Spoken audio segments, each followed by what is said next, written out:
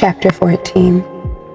And it came to pass in the days of Amraphel, king of Shinar, Arioch, king of Elakar, Kedorlaomer, king of Elam, and Tidal, king of nations, that these made war with Bera, king of Sedom, and with Barashyt, king of Amorah, and Shanav, king of Admah, and Shemeber, king of Sevium, and the king of Bela, which is Soar.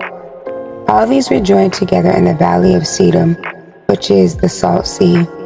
12 years they served Kedorlaomer, and in the 13th year they rebelled. And in the 14th year came the Kedorlaomer and the kings that were with him, and smote the Rephaim in Ashtaroth, Carnaim, and the Zuzim in Ham, and the Emim in Shaveh Kiriathim, and the Horim in their Mount Seir, unto El Paran, which is by their wilderness. And they returned and came to En Mishpat, which is Kadesh, and smote all the country of the Amakim, and also the Emarim that dwelt in Hatzon Tamar.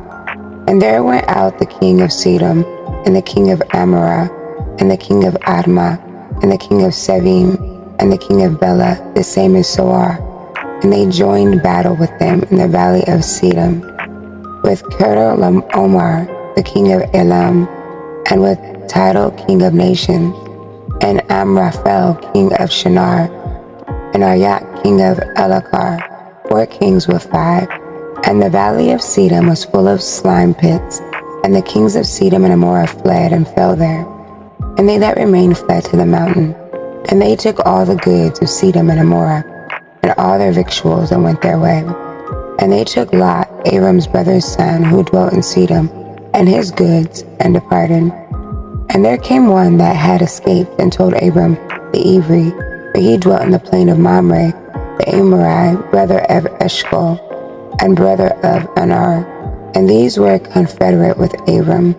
And when Abram heard that his brother was taken captive, he armed his trained servants, born in his own house, 318, and pursued them unto Dan. And he divided himself against them, he and his servants, by night, and smote them, and pursued them unto Hova, which is on the left hand of Damascus. And he brought back all the goods, and also brought again his brother Lot, and his goods, and the woman also, and the people. And the king of Sedom went out to meet him after his return from the slaughter of Kedorlaomer, and of the kings that were with him at the valley of Shaveh, which is the king's valley.